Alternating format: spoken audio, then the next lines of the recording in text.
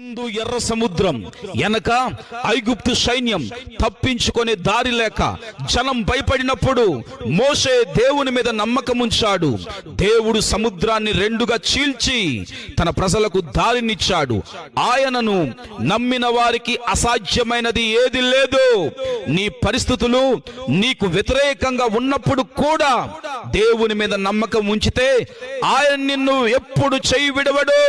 లోతు భార్య లోకాన్ని నమ్మి దేవుడు సొదొమ పట్టణాన్ని నాశనం చేస్తున్నప్పుడు వెనక్కి తిరిగి చూడవద్దని హెచ్చరించినా కానీ ఆమె తన ఇంటి మీద, లోకంలోని ఆస్తుల మీద ఉన్న ఆశతో వెనక్కి తిరిగి చూసింది.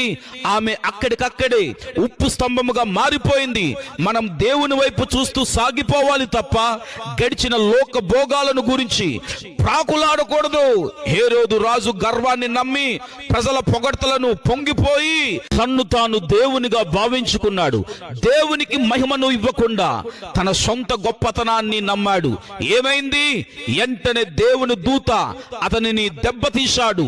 అతను పురుగులు పడి మరణించాడు. మిత్రులారా, దావీదు కుమారుడైన అబ్షలోము తన అందాన్ని, తనకున్న ప్రజా ఆదరణను నమ్మి తండ్రికి వ్యతిరేకంగా తిరుగుబాటు చేశాడు.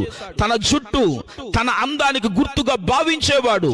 యుద్ధంలో పారిపోతుండగా అతని జుట్టు కొమ్మకు తగిలి అదే అతని మరణానికి కారణమైంది. దేవుని బిడ్డలారా, శరీరక బలం లేదా అందం నిన్ను రక్షించలేదు. లోకము, ధనము, సుఖభోగాలు, అందం, మనుషుల పొగట్ట ఎప్పుడు మోసమే చేస్తాయి. కానీ నా యేసయ్యను నమ్మిన ఎడల ఈ లోకంలోనే కాదు పరలోకంలో కూడా శాశ్వతమైన ఘనతను నువ్వు పొందుకుంటావు.